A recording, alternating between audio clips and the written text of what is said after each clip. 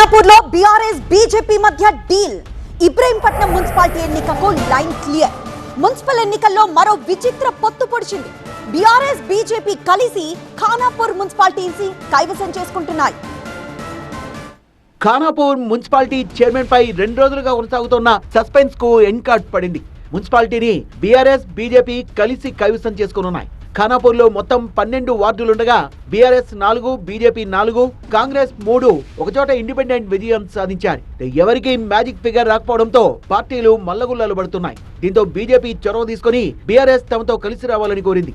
BRS party తరపుకెళ్లి మాకు ఒక్క chairman seat బీజేపీకి వదిలి మిగతా వైస్ చైర్మన్ 4 ఆప్షన్లు బీఆర్ఎస్ తీసుకొని ఒక చైర్మన్ పదవి బీజేపీ కోరుకుంటున్నాము.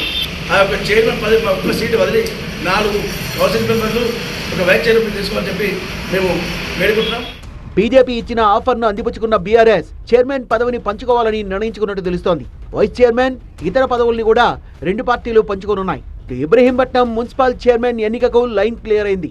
చైర్మన్ ఎన్నికపై విధించిన స్టేను ఎత్తివేసిన హైకోర్టు మున్సిపల్ చైర్మన్ ఎన్నికకు సంబంధించి జిల్లా కలెక్టర్, ఎన్నికల సంఘం తుది నిర్ణయం తీసుకోవాలని ఆదేశాలు జారీ చేసింది. సోమవారం చైర్మన్, వైస్ చైర్మన్ల ఎన్నిక సందర్భంగా 19వ వార్డు కౌన్సిలర్ ఆకుల యాదగిరి కనిపించకుండా పోవడంతో ఆయన కుటుంబ సభ్యులు హెబియస్ కార్పస్ పిటిషన్ వేశారు.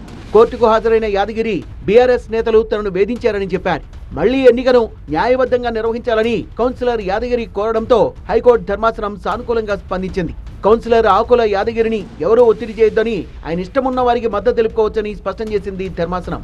దీంతో యాదగిరి ఏ పార్టీకి మద్దతిస్తారో అనేది సస్పెన్స్ గా మారింది.